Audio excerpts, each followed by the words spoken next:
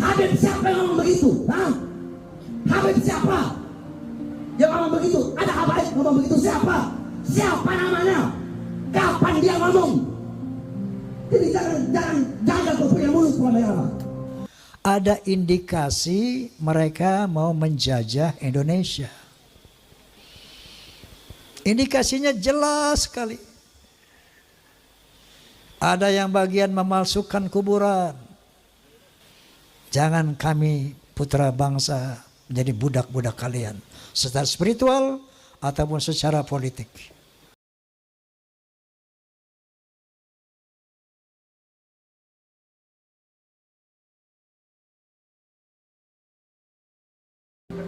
Roma Irama ngomong, Habaib itu mendoktrin kalau Habib mau dia maksiat, mau dia zina, mau dia mabuk, tetap masuk surga.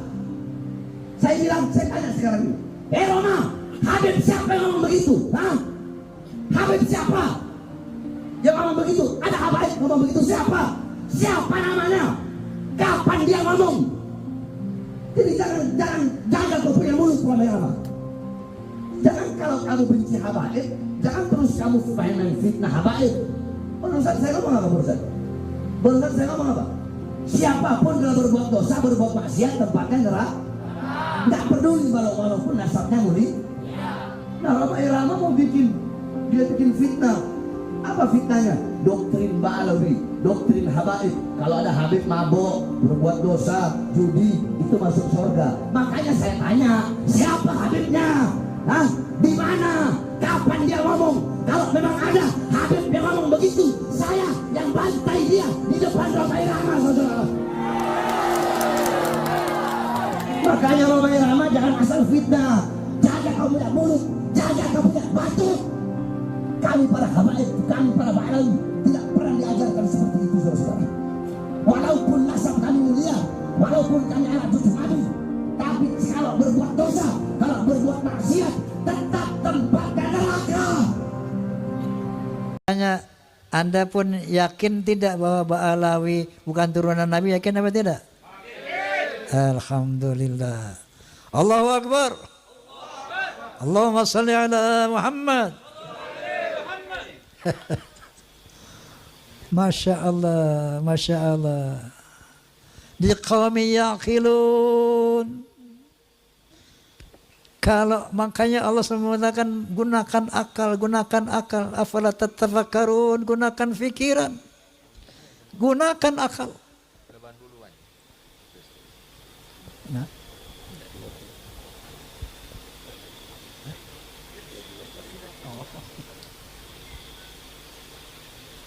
Nah jadi tambahan lagi keyakinan saya itu dengan berbagai macam arogansi dan khurafat-khurafat yang tadi saya utarakan. Lengkap sudah hakul yakin saya. Nah, kemudian saya ingin berbagi pengalaman. Tempo hari saya dakwah di daerah Jambi, Sumatera Selatan. Tablighul Akbar. Itu kiai-kiai banyak mengatakan, Bang Haji, kami di belakang Bang Haji. Saya pengen sih dia di depan saya, bukan di belakang ya.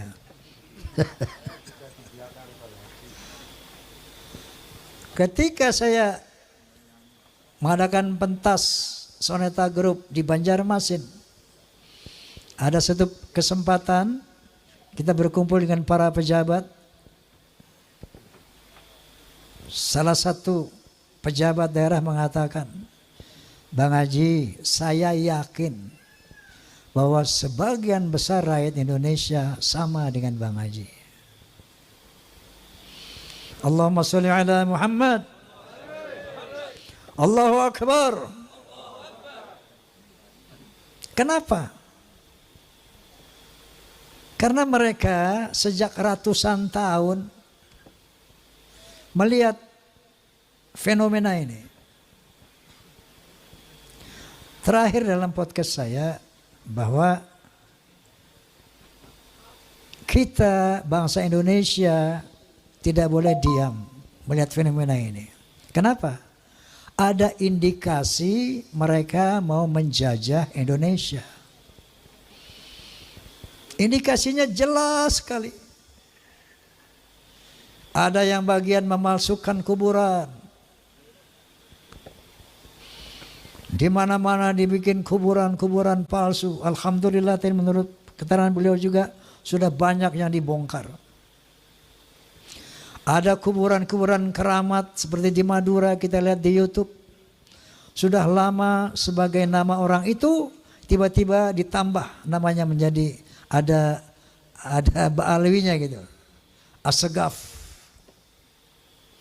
Yang paling trending yaitu KRT Sumo di Ningrat di Semarang diganti namanya dengan Habib Hasan bin Toha bin Yahya. Kuburan-kuburan palsu, Masya Allah. Seluruh Jawa, di Kalimantan, banyak sekali ternyata. Ini ternyata strategi pertama. Untuk memberikan kesan kepada bangsa Indonesia bahwa, itu lihat, para habaib lah yang datang ke sini dan menjadikan orang-orang Islam ini, menjadikan orang ini menjadi Islam. Oleh karena itu Wali Songo pun diklaim sebagai Ba'alawi. Strategi pertama. Yang kedua, berita-berita khurafat, dongeng-dongeng khurafat. Untuk apa? Untuk menaklukkan hati umat Islam yang tidak berpikir. Ini yang namanya Ba'alawi, leluhurnya luar biasa, bisa hijrah Mi'raj 70 kali, bisa memadamkan api neraka yang nggak pakai akal. Itu sesuatu yang luar biasa dan dahsyat. Mereka pun menjadi takluk, tunduk, siap diperintah apapun. Tujuannya itu. Dan yang lainnya ada yang membuat provokasi-provokasi. Saya bersama rakyat, kita dengan rakyat. Jangan coba-coba ganggu rakyat. Seakan-akan berpihak kepada rakyat.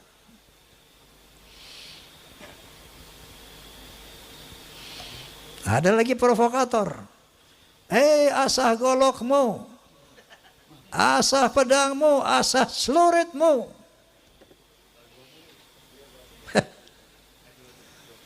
Dia mengadu domba kita pribumi. Sementara mereka akan memetik hasilnya. Faham apa tidak ini? Halo? Faham? Sehingga akhirnya mereka bisa bilang, Jawa adalah pintu tarim. Indonesia milik Aulia Tarim. Inna lillahi wa inna ilaihi raji'un. Saya sebagai putra Indonesia was-was, ngeri dan waspada. Ini ternyata doktrin-doktrin ini tidak sembarangan. Klaim-klaim mereka sebagai keturunan Nabi ternyata ada tujuan-tujuan untuk menguasai Indonesia. Ibu Pertiwi menangis ratusan tahun karena dijajah oleh Belanda, dijajah oleh Jepang. Baru beberapa puluh tahun merdeka, tiba-tiba ada gejala lagi. Kita mau dijajah oleh penjajah berjubah. Na'udzubillahi min. Itu yang saya lihat. Itu yang saya rasakan. Itu yang saya perhatikan. Masya Allah.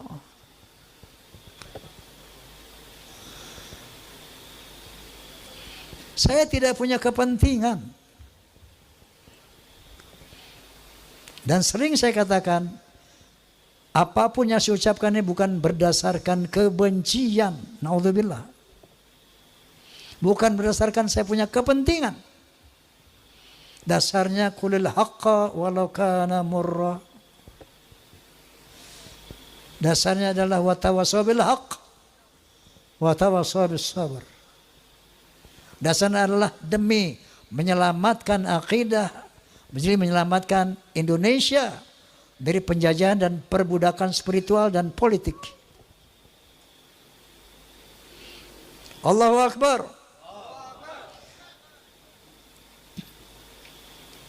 Nah jadi padahal yang namanya Ustadz Rizik Syihab, Ustadz Masya Allah, itu mereka semua sahabat-sahabat saya sejak muda itu.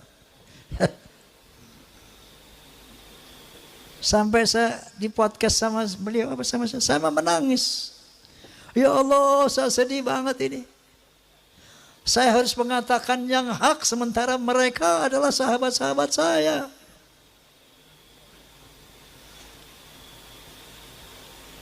Tapi kebenaran harus diutarakan. Sepedih apapun perasaan saya. Lalu saya katakan goalnya, satu, mari selamatkan akidah umat. Kedua, jaga Indonesia dari skenario yang terang benderang di media sosial. Terang benderang. Indonesia milik Aulia Tarim, apakah kurang jelas ini? Halo? Apakah kurang jelas tujuan mereka?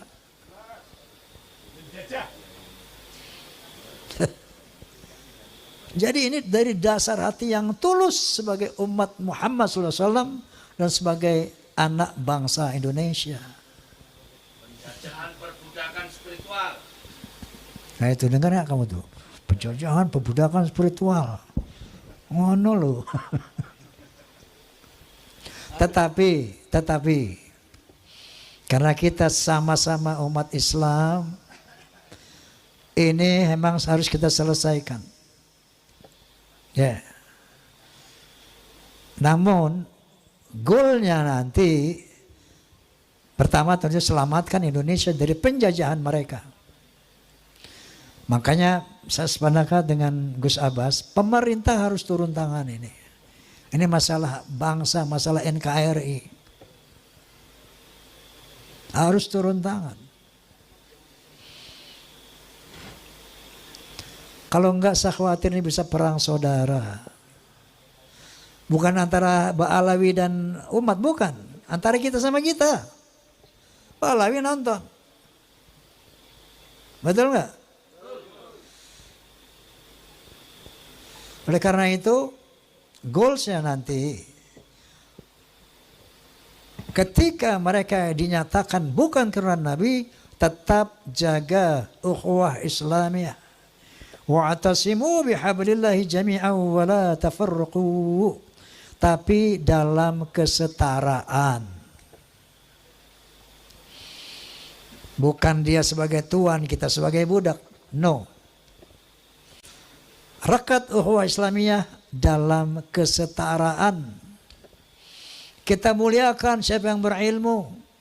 Yarfa'illahu alladhina amanu minkum walladhina utul ilma darajat. Kita muliakan siapapun yang berilmu. Tadi golongan mereka dari manapun. Dan kita muliakan orang-orang yang bertakwa. Tidak ada kemuliaan atas nasab. Sebagaimana firman Allah Subhanahu wa taala, sebagaimana dinyatakan oleh Rasulullah sallallahu alaihi wasallam. Ini harus kita perbaiki sistem sosial antara Ba'alawi dan pribumi. Kalau mau sama-sama merekat ukhuwah Islamiyah dalam kesetaraan.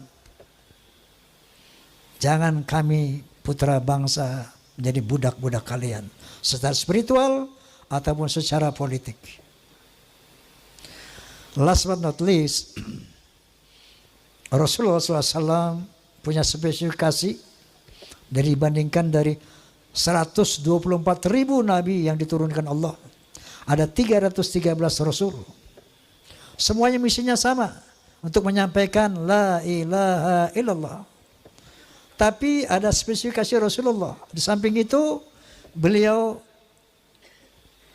ditugaskan untuk membangun akhlak.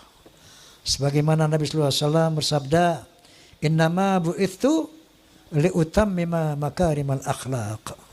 Sesungguhnya aku dibangkitkan untuk memperbaiki akhlak yang mulia.